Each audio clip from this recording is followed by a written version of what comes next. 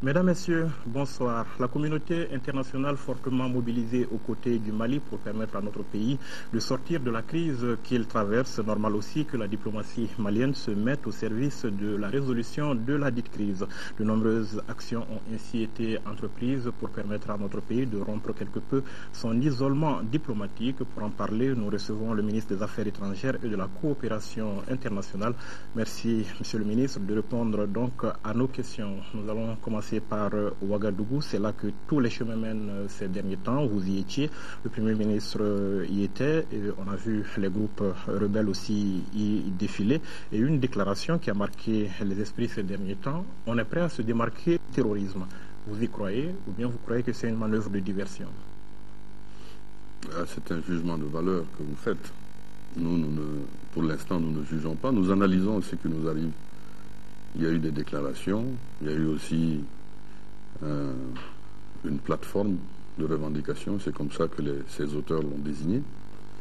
Pour l'instant, nous analysons ce qui se dit et en fonction des impératifs qui sont les nôtres, c'est-à-dire préparer le pays à sa défense et préparer le pays à retrouver toute sa souveraineté sur l'ensemble du territoire, préparer le pays à marcher vers plus de cohérence, préparer le pays à se retrouver, préparer le pays à aller vers des élections qui permettront d'avoir un pouvoir d'une nouvelle légitimité pour s'occuper des affaires du Mali. Vous dites aujourd'hui prêt au dialogue avec ces groupes armés, le Premier ministre l'a dit, le retour de Ouagadougou. Je dois vous rappeler qu'avant tout ça, c'est le président qui l'a dit. Déjà, son adresse à la nation du 22 septembre, je crois me souvenir que par 3 fois, il a dit que son choix était le dialogue. Et donc, c'est un cadre politique qui est créé, et c'est dans ce cadre-là que nous évoluons. Vous parlez du dialogue avec ceux qui n'ont pas commis de crime, grosso modo. Est-ce que déjà prendre les armes comme sa patrie, c'est pas commettre un crime? Mais, bien sûr, prendre les armes quand on n'en a pas le droit est un crime. Seul l'État détient le monopole de la violence légitime. C'est l'État qui détient ce monopole-là. Et ceux qui ont pris les armes ont posé des actes qui sont graves. Cependant, même quand un Malien prend les armes, s'il les dépose et qu'il décide de venir s'expliquer devant la nation, il faut lui laisser l'occasion de s'expliquer. Je tiens quand même à ce qu'une différence nette soit faite entre le dialogue et négociation. Aujourd'hui, on a tendance un peu à mélanger les deux. Ce n'est pas la même chose. Nous sommes à une phase de dialogue. Il n'y a aucune négociation au moment où on se parle. Je pense que pour les négociations, il y a d'autres préalables qui sont nécessaires. Mais le dialogue est une obligation pour les autorités. Le dialogue, encore une fois, avec les groupes qui sont pas liés au terrorisme, comment est-ce qu'il faut réussir aujourd'hui à faire la différence entre ceux qui opèrent au nord quand on sait qu'ils ont fédéré leurs efforts à un moment?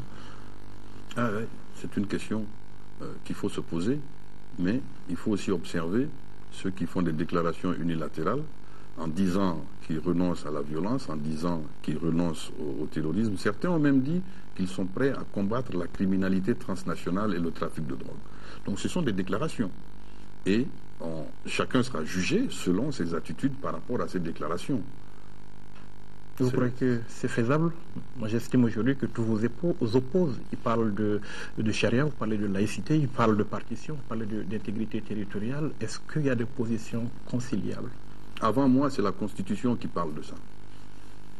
Avant le gouvernement, c'est la Constitution du Mali qui parle d'intégrité territoriale, qui parle de laïcité et qui parle d'unité de la nation. Donc, au-delà des gouvernements, au-delà des personnes, malgré les fantasmes des uns et des autres, la Constitution est celle qui nous tient tous. Et c'est pour ça que nous avons tenu à ce que notre Constitution soit maintenue et qu'elle demeure. Et à partir de ce moment-là, celui qui vient dans un dialogue doit savoir que les autorités que nous sommes ne peuvent dialoguer que dans le cadre de ce que la Constitution du Mali autorise. Nous n'avons pas mandat, j'espère que nous ne l'aurons jamais, de parler du territoire en d'autres termes que ceux fixés par la Constitution. Vous étiez à Ouagadougou où il y a une amorce donc de dialogue, pas de négociation. Est-ce qu'on est loin de l'ouverture des négociations? En tout cas, on n'y est pas. Ça va prendre du temps? Ça prendra le temps qu'il faudra pour que les préalables au dialogue, qui ne sont pas, à mon avis, complets aujourd'hui, soient réunis et que de ce dialogue-là, nous puissions constater que des négociations sont nécessaires. Aujourd'hui, nous, ce que nous avons demandé, c'est que ceux qui estiment qu'ils sont des Maliens, qu'ils peuvent être éligibles au dialogue, se démarquent et reviennent dans la nation. Et pour cela, il y a des actes à poser. Vous savez, il y a quand même un potentiel de feu. Il y a une force militaire qui a agressé le Mali. Il faut que cette force militaire soit réduite, qu'elle n'existe plus, que nous définissions les voies et moyens pour que ce potentiel de feu soit réduit à zéro. Et à partir de ce moment-là, nous aurons éventuellement des citoyens en face de nous avec qui nous pouvons parler. On a souvent parlé de pays qui soutiennent la rébellion. Je parlerai, pour ne pas les citer, de la Suisse, du Qatar, démenti catégorique quelque part. Mais quelqu'un soutient bien la rébellion. Est-ce que vous avez cherché à savoir qui? Nous savons qu'il y a une rébellion. À côté de la rébellion, qui dispose de gros moyens. Nous savons que AQMI s'est installé dans notre pays il y a longtemps. Et qu'à un moment donné, il y a eu une conjonction maléfique de ces forces, comme vous disiez tout à l'heure, en la faveur de la déstabilisation institutionnelle, donc, qui a servi d'opportunité pour installer cette terreur-là à Gao, à Kidal et à Tombouctou. Alors, qui soutient qui?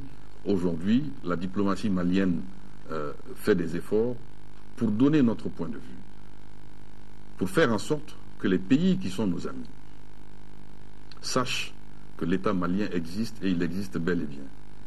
Et que pour régler les problèmes du Mali, il faut compter avec l'État malien. Alors, à partir de ce moment, nos amis affirment leur soutien. Vous savez qu'aujourd'hui, le monde entier est d'accord avec nous. Le 19 octobre, ici, vous avez vu l'unanimité qui s'est dégagée. Et cela s'est traduit aussi par immédiatement la levée des sanctions qui nous frappaient à l'Union africaine. Cela s'est traduit par la confection d'un concept d'opération qui a été travaillé à Bamako avec des experts militaires. Les chefs d'état-major se sont réunis et ce concept d'opération a été validé par la CEDEAO, validé par le sommet, après le conseil de médiation, le sommet de la CEDEAO, validé par l'Union africaine.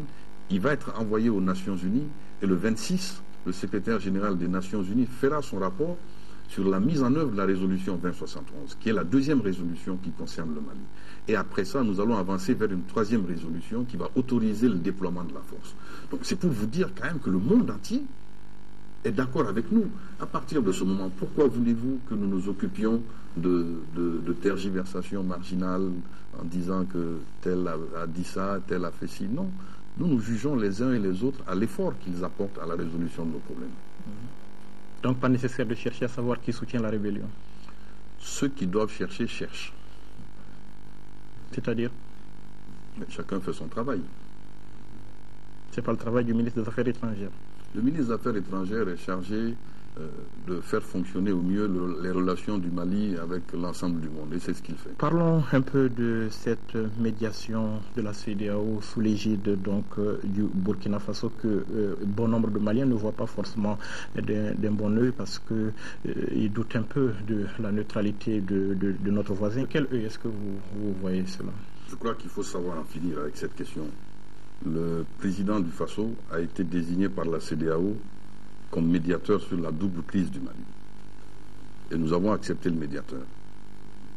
Et nous devons travailler avec lui. Je ne pense pas qu'il soit efficace pour les Maliens d'être à Bamako et de se contenter de critiquer le médiateur et de lui faire des reproches et, comme vous dites, de le soupçonner. Par ailleurs, je souligne au passage que c'est quand même le président du Burkina Faso qui est un pays frère. Et nous estimons que ce que nous devons faire, c'est faire savoir au médiateur le point de vue du Mali et dire clairement au médiateur comment nous voulons régler cette affaire-là. Vous savez, quand vous avez des problèmes chez vous, c'est d'ailleurs une tradition africaine que le voisin vous aide à régler vos problèmes. Parce que le problème que nous avons à terme, si nous ne le réglons pas, il faut savoir, va gagner toute la sous-région et au-delà. C'est important à savoir. Donc le Burkina aussi est concerné, en tout cas par la crise sécuritaire. Moi, je prends le parti d'agir vis-à-vis du médiateur et d'agir vis-à-vis de l'ensemble de la communauté internationale qui est mêlée aux difficultés que nous avons. Le fait que les rebelles défilent pratiquement à Ouagadougou ne vous dérange pas? Mais c'est le médiateur. Il est chargé de les recevoir, de les écouter et éventuellement de transmettre ce qu'ils disent avant que nous puissions avoir un dialogue direct. Pourquoi vous voulez qu'ils ne les reçoivent pas? S'ils ne les recevaient pas, comment alors lui pourrait entendre ce qu'ils ont à dire? La question, ce n'est pas de les recevoir ou de ne pas les recevoir. La question, c'est de leur dire ce que le gouvernement du Mali dit. C'est de leur faire comprendre là où leur aventure doit s'arrêter. C'est ça qui est important. Parallèlement, donc, il y a une mission, une force internationale donc, qui se met en place pour le Mali. À en croire une déclaration de Romano Prodi, il n'y aura sans doute pas de déploiement avant septembre prochain. Encore un an dans cette situation? Ça, c'est Romano Prodi qui le dit. Je ne sais pas qui le lui a dit. C'est pas ce qu'on m'a dit, moi. Et je ne pense même pas d'ailleurs que ce soit raisonnable de donner des dates par rapport au début d'une éventuelle intervention.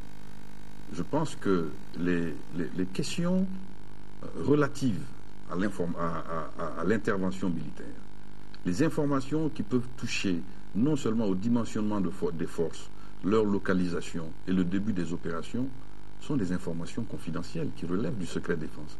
Et je trouve pour le moins curieux que sur des antennes, on entende des gens donner des délais ou donner des dates. Il parle peut-être de paramètres qui ont été rendus publics. On parle de l'envoi d'une mission européenne pour former nos troupes, ce qui devra prendre un certain temps, certainement qu'on met tout ça bout à bout pour aboutir à ce calcul.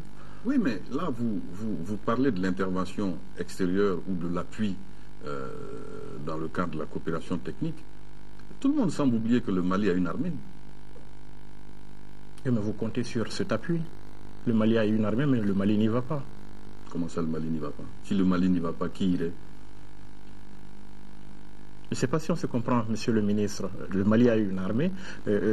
L'armée malienne n'est pas aujourd'hui au front. C'est pourquoi je dis le Mali n'y va pas. L'armée est au front. L'armée est là où tout le monde sait qu'elle est. L'armée n'a pas fait d'offensive. Cela est un fait. Mais il ne faut pas dire que l'armée n'est pas au front. L'armée est au front. Il y a des postes de contrôle, il y a une ligne qui n'a pas été franchie. Et sur cette ligne, il y a l'armée. Et donc, envisager simplement le sort de cette opération par rapport aux instructeurs ou par rapport à la mission internationale d'assistance au Mali, simplement, ce serait une erreur. Donc on peut compter sur une offensive de l'armée malienne sans aide extérieure. On a l'impression que vous y comptez beaucoup quand même. Le pays compte beaucoup sur cet appui extérieur pour reconquérir le Nord. Quel pays serions-nous si nous nous mettions à désespérer de nos propres ressources? Quel pays deviendrions-nous? Vous pensez qu'aujourd'hui, le Mali doit se contenter de ce que les pays amis ou les bonnes volontés qui animent la communauté internationale vont nous apporter? Il faut aussi, à un moment donné, quand même, mettre ses propres forces en ordre. Et c'est important, ça. C'est ça qui fait une nation. Si nous commençons à ne plus croire en nous-mêmes, qui est-ce qui croira en nous? Donc, moi, je pense que cette opération doit être envisagée sur le double plan national et international. On a bien dit, c'est une mission d'assistance au Mali. Toutes les solutions qui ont été envisagées ont retenu le Mali comme principal moteur de l'opération. Nous nous sommes battus pour obtenir que soit appliqué au Mali le principe de centralité. Toutes les solutions doivent être dirigées par le Mali. Et donc c'est important. Le déploiement de 3300 hommes, où est-ce qu'on en est? Déploiement de 3300 hommes. Oui, la force internationale de la CEDEAO. La CEDEAO, oui. Mais je vous ai dit qu'il y a eu un concept d'opération et que ce concept d'opération va être transmis aux Nations Unies et qu'à partir de ce moment-là, il y aura une troisième résolution qui va autoriser cette fois-ci le déploiement de la force. Et c'est à partir de là que vous devez commencer à faire votre compte à rebours. À partir de l'adoption de la prochaine résolution. Qu'est-ce qu'on sait aujourd'hui des contours de cette force? On parle de CEDEAO, on parle tantôt de troupes qui viendront d'ailleurs que de la sous-région. Il y aura des contributeurs.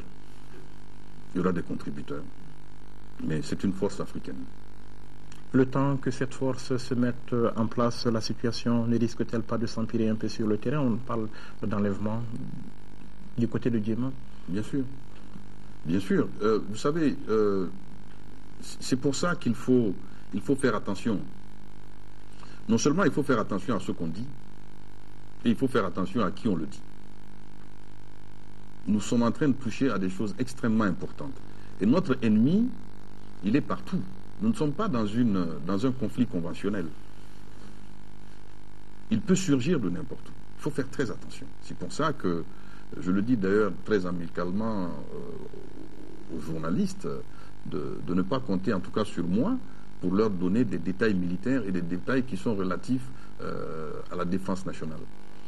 Ce qui s'est passé à Djema est la preuve que si nous n'accélérons pas le pas, nous allons devoir faire face à des évolutions qui vont nous compliquer la tâche. Djema est à 340 km de Bamako.